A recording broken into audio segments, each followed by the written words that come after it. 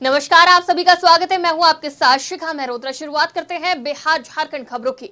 उप विकास आयुक्त प्रेरणा दीक्षित ने आज दारू प्रखंड का दौरा कर विभिन्न योजनाओं का निरीक्षण किया।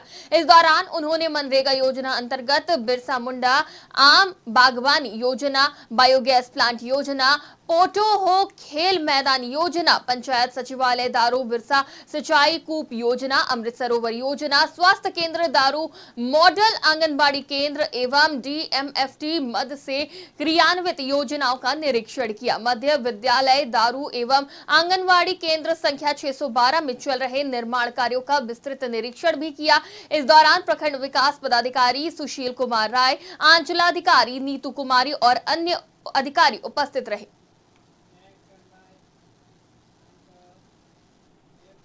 जमशेदपुर के पोटका विधानसभा के विधायक संजीव सरदार अपने विधानसभा क्षेत्र के ग्रामीणों की समस्याओं से अवगत हुए और उनकी समस्याओं का निराकरण करने का आश्वासन दिया। इस दौरान उन्होंने करोड़ों की योजनाओं का शिलान्यास अपने विधानसभा क्षेत्र में किया। वहीं कई क्षेत्र में पानी की समस्या को देखते हुए निजी फंड से टैंकर प्रदान किया।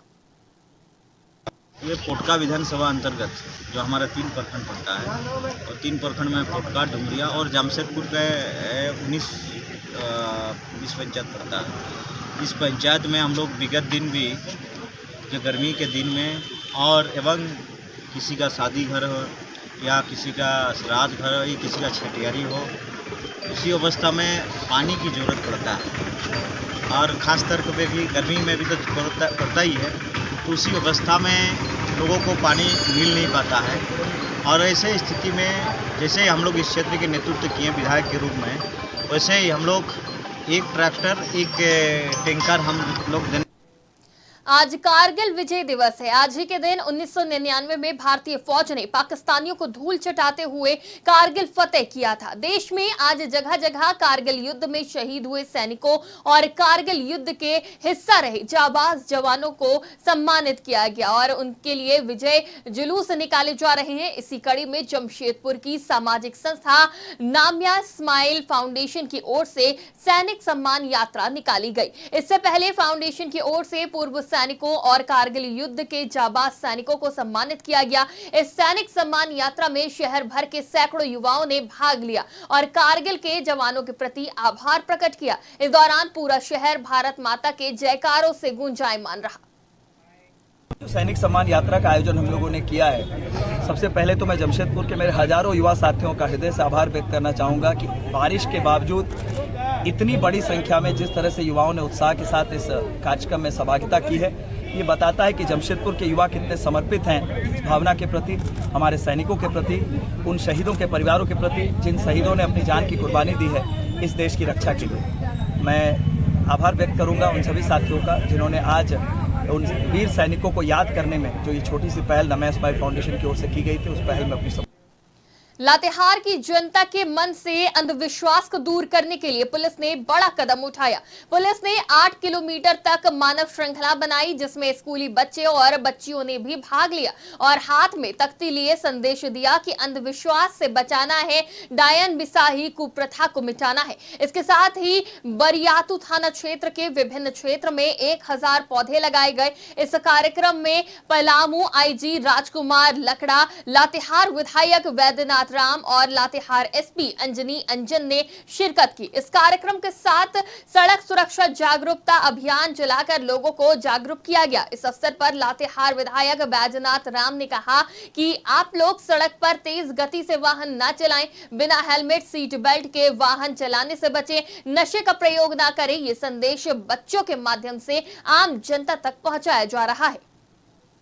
जानते हैं कि पिछले करीब 1 साल से लगातार लातेहार पुलिस का ये प्रयास रहा है कि जो भी प्रमुख चैलेंजेस हैं लातेहार जिला में, जिसमें डायन प्रथा एक है, ह्यूमन ट्रैफिकिंग है, रोड सेफ्टी है, साइबर अपराध है, इन सब के खिलाफ जो सबसे पहले एक सबसे बड़ी चुनौती मानी जाती थी लातेहार जिले में, वो नक्सल की मानी जाती थी। तो हम लोगों ने पहले 1 साल तक उसके ऊपर काम किया और जब हम नक्सल फ्रंट में काफ़ी अब सफलता पा चुके हैं तो मुझे लगा कि अब जो समाज में कुरीतियाँ हैं जिसके कारण अपराध हो रहा है वो दिशा में आगे बढ़ना चाहिए। तो 1 साल से हम लोगों ने बहुत सारे कम्युनिटी पुलिसिंग के आयोजन किए हैं। इसमें नुक्कड़ नाटक भी कराए हैं, वीडियो हम लोग दिखाते थे, लोगों के बीच जाके बताते थे। इसी क्रम में इस बार हम लोगों ने बरियातू और बालूमाथ प्रखंड को और ये दोनों थाना क्षेत्र को चुना, जिसमें कि एक आइडिया आया कि हम लोग यहाँ पर बच्चों की मदद लें, ह्यूमन चेन एक बड़ा बनाएं।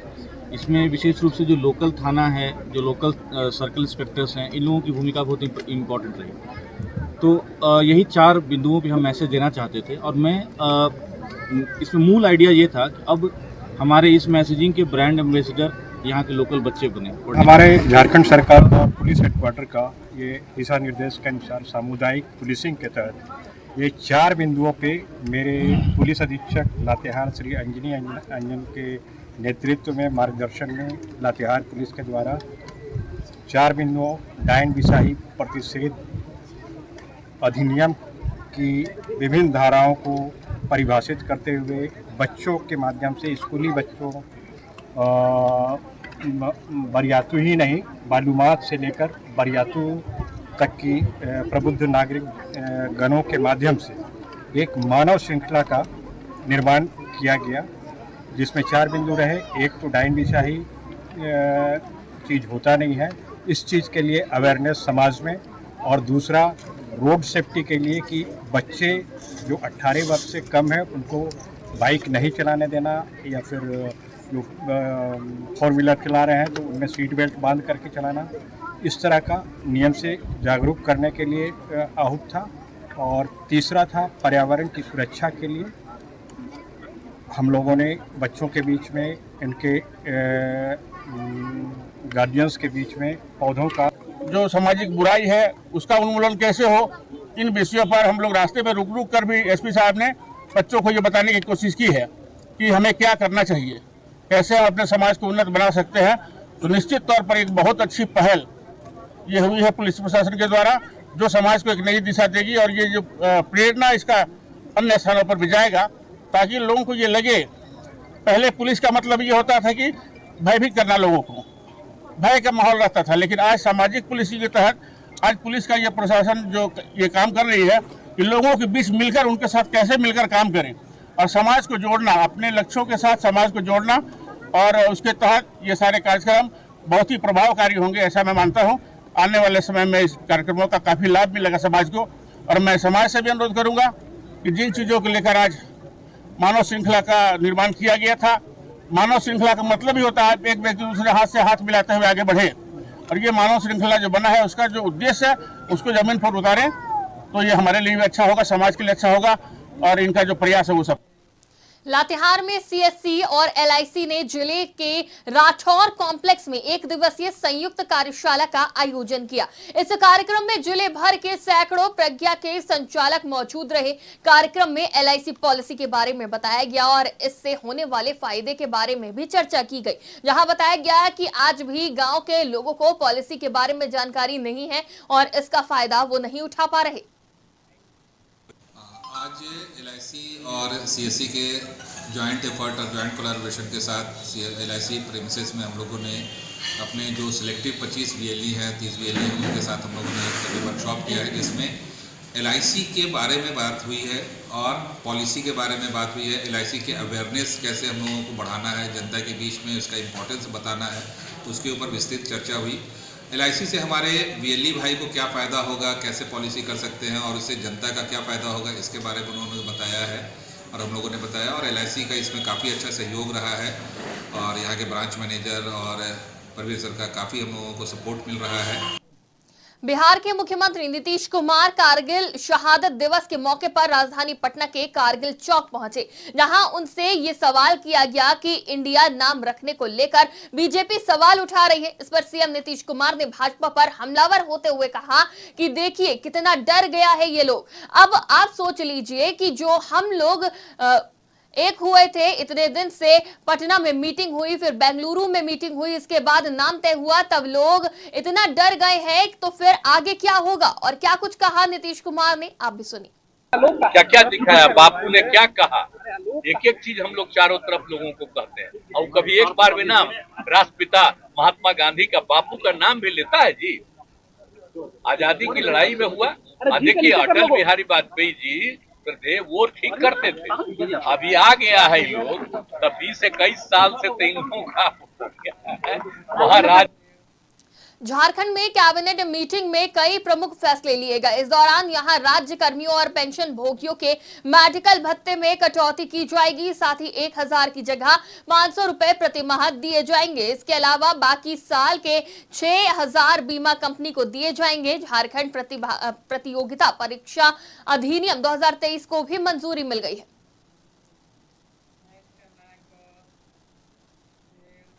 खबर रांची से है, जहां कारगिल दिवस के तहत राजधानी के पुराने विधानसभा सभागार में वेटरन ऑर्गेनाइजेशन ऑफ झारखंड की ओर से कारगिल विजय दिवस महोत्सव का आयोजन किया गया। यह आयोजन आयोजक संस्था की ओर से प्रत्येक वर्ष किया जाता है, जिसके तहत भारतीय सैनिकों के द्वारा युद्ध जीतने वाले उन वीर योद्धाओं के साहस और बलिदान को याद करने के साथ साथ झारखंड के वीर कारगिल युद्ध में योगदान देने वाले सैनिकों तथा शहीद परिवारों को सम्मानित किया गया।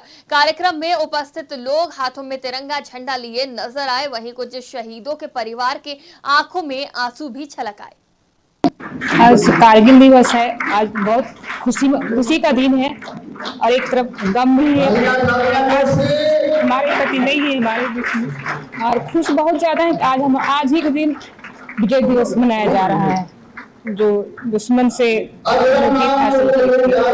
हुआ था उसके बाद से ही आवाजें उठने लगी थी। देश के बड़े समूह में एक आध ऐसे व्यक्ति होते हैं जिनको भरोसा नहीं होता है और सेना पर। कारगिल के बाद भी ये बात उठी थी और जब हमारे देश ने सर्जिकल स्ट्राइक किया था पाकिस्तान के ऊपर, उस समय भी बात उठी थी। इसका देश तो सबूत के जनता के इसका सबूत तो हमारे देश की जनता के मन में भरा हुआ आत्मविश्वास है, भरोसा है। जनता कभी इस पर सवाल नहीं उठाती है और जो सवाल उठाते हैं उनकी ही मंशा। हमारे लिए बहुत गर्व की बात है कि ऐसा आयोजन किया गया है और इससे बड़ा सम्मान नहीं हो सकता है, जो कि हर देशवासी के लिए ये देश है। और हमने तो बस वहाँ पे ये किया, ये आप लोगों का सपोर्ट है, ये आप लोगों का जज्बा है, जिसके कारण सैनिक जो है वो वहाँ खड़ा होता है।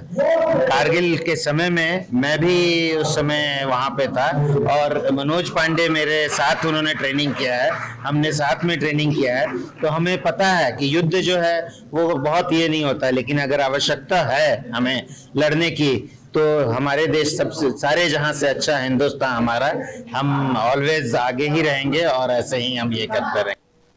झारखंड की हेमंत सरकार कैबिनेट के फैसले के बाद ये बात साफ हो गई है कि वर्तमान हेमंत सरकार व्यक्तिगत रूप से भारतीय जनता पार्टी के नेताओं को टारगेट कर उनके खिलाफ कार्रवाई करने का मन बना रही है, जबकि ये पूरा मामला झारखंड उच्च न्यायालय में लंबित है।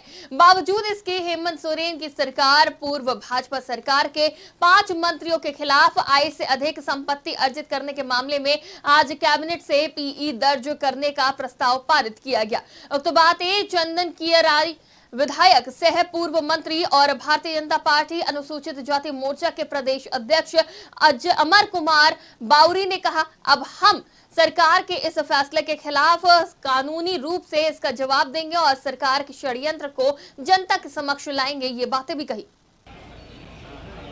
तो सरकार ने जब एक्शन लिया है तो उसमें कुछ सत्ता होगा, उसमें सच्चाई होगी, लेकिन अब देखते हैं, अभी पूरा मामला को देखते हैं। क्योंकि हमारी सरकार बदले की भावना से काम नहीं करती। हम लोग सबका सम्मान करते हैं। एक गरीब की सरकार है, एक आदिवासी मूलवासी की सरकार बनी है, तो उसमें सबका समावेश है और हम लोग सबको लेकर चलने पर विश्वास करते हैं। जो मामला, जो आप बातें आप हमसे पूछ रहे हैं, तो मुझे समय दीजिए, मैं देख लेता हूँ, मैं पढ़ लेता हूँ। श्री अमर कुमार बावरी, Shri Randhir Kumar Singh, Shrimati doctor Neera Yadav, Shrimati Louis Marandi, Shri Neelkanth Singh Munda. Disproportionate asset के जांच के लिए पी दर्ज किया जाएगा। जो आरोप में यही है कि इसमें जो डिटेल्स में लिखा है उसमें लिखा है कि पंकज कुमार यादव द्वारा WPPIL नंबर 316/2020 दायर किया गया था और उसी के लाइट में एडवोकेट जनरल से ओपिनियन लिया गया था कि इसमें आगे क्या किया जाए, और उसके बाद ओपिनियन के उपरांत ACB से जांच करने के लिए कहा गया था। एसीबी ने कहा है कि पूर्व सरकार के उपरोक्त वर्णित मंत्रियों के विरुद्ध प्रत्यानुपातिक धनार्जन से संबंधित मामले की जांच हेतु विभागीय संकल्प 1623 दिनांक 7/8/15 की कंडिका 20 के तहत आसूचना संकलन कर गोपनीय सत्यापन प्रतिवेदन समर्पित करने का निर्देश दिया गया। खबर रांची से है, जहां झारखंड मुक्ति मोर्चा महासचिव सुप्रियो भट्टाचार्य ने बीजेपी पर जमकर निशाना साधा। राज्यपाल का इनका कहना है कि भाजपा को नैरेटिव सेट करना होता है तो एक खास न्यूज एजेंसी को पसंद करते हैं, जबकि विश्वसनीय न्यूज एजेंसी को कम पसंद किया जाता है। साथ ही बांग्लादेशी घुसपैठियों और भारत की सीमा और सुरक्षा को लेकर इन्होंने क्या कुछ कहा, आप भी सुनिए।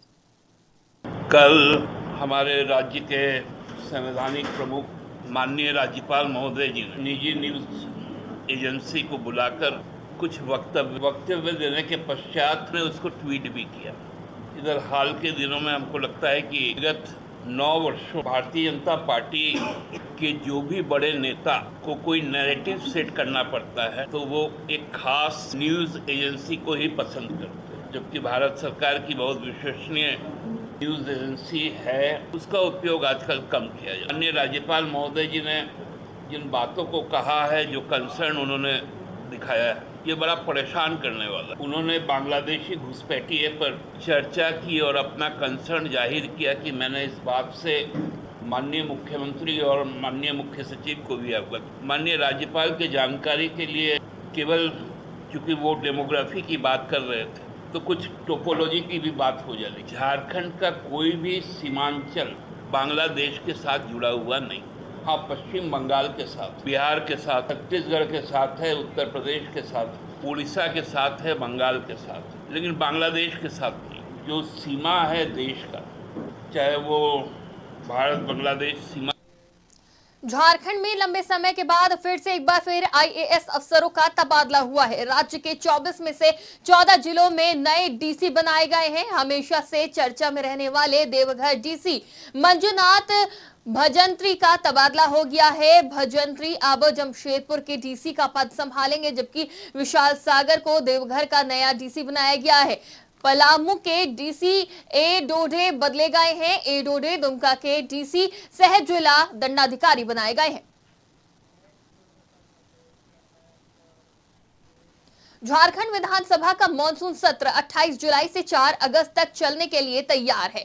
सत्र से एक दिन पहले 27 जुलाई को सत्ता पक्ष और विपक्ष के विधायकों की बैठक भी आयोजित होनी है। इस बैठक में जहां सत्ता पक्ष बैठक में विपक्ष के सवालों का जवाब देने के लिए आपसी चर्चा करेगा, तो वहीं विपक्ष के बैठक में विपक्षी पार्टियों की ओर से राज्य की जनता से जुड़े तमाम ज्वलंत समस्याओं को लेकर सरकार को घेरने और अवगत कराने का काम किया जाएगा। मॉनसून सत्र की तैयारियों को लेकर आज विधानसभा के अध्यक्ष रविंद्र नाथ महतो ने झारखंड के अधिकारियों के साथ महत्वपूर्ण बैठक की, जिसके बाद दल के नेताओं के साथ बैठक हुई। खबर रांची से है, जहां झारखंड विधानसभा स्थित स्पीकर कक्ष में विधानसभा अध्यक्ष रविंद्र नाथ महतो की अध्यक्षता में आयोजित सर्वदलीय बैठक में मुख्यमंत्री हेमंत सोरेन शामिल हुए। बैठक में आगामी 28 जुलाई से शुरू होने वाले मॉनसून सत्र में सदन की कार्यवाही का संचालन सुचारू रूप से किया जा सके, इसको लेकर विचार विमर्श किया गया। इस अवसर पर संसदीय कार्य मंत्री आलमगीर आलम, श्रम विभाग के मंत्री सत्यानंद भोक्ता, विधायक सरयू राय, कमलेश सिंह, लंबोदर महतो, अमित यादव सहित कई लोग मौजूद रहे।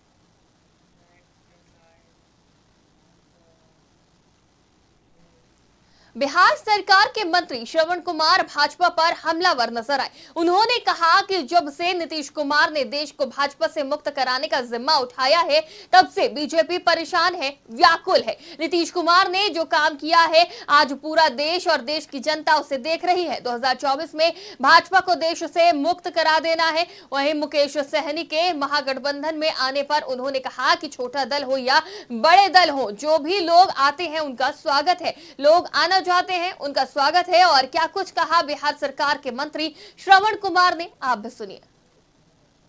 अरे भाजपा करे तो नियम है। भाजपा के सरकार में जो काम हो रहा है कानून के हिसाब है, और हम लोग के सरकार में जो काम हो रहा है वो भ्रष्टाचार है, नियम के विरुद्ध है, तो ये तो उनका सोच अलग है। जब सरकार में आते हैं तब उनकी भाषा बदल जाती है, उनकी बोली बदल जाती है, उनका व्यवहार बदल जाता है, उनका काम बदल जाता है। और जैसे ही सत्ता से अलग होते हैं वैसे दूसरे को समझते हैं बेईमान हैं, चोर हैं, अनैतिक काम करने वाले हैं। तो उनके क्या तो एक नया वॉशिंग मशीन दिल्ली से जो चला है उस सब को अगर नंबर बता देते तो उसी वॉशिंग मशीन में जाते कि उन्हीं के जैसा सब लोग नियम और कानून से काम करते हैं।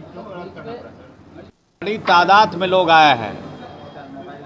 बिहार के लोकप्रिय मुख्यमंत्री जी अभिनेत्री अमीषा पटेल से जुड़े चेक बाउंस मामले में सुनवाई जेएमएफसी डीएन शुक्ला की अदालत में हुई। शिकायतकर्ता अजय कुमार सिंह के द्वारा पहला गवाह अदालत में पेश किया गया, जिसकी जिरह के लिए अमीषा पटेल के द्वारा समय की मांग की गई है। अदालत ने अमीषा पटेल पर 500 रुपए का जुर्माना लगाते हुए 7 अगस्त की तारीख दी है जिरह के लिए।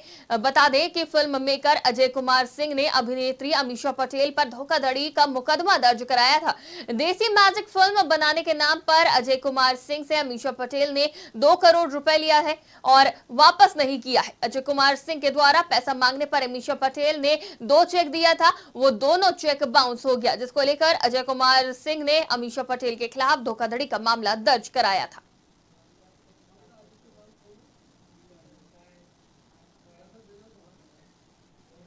बिहार झारखंड की खबरों में फिलहाल इतना ही। मुझे दीजिए इजाजत। नमस्कार।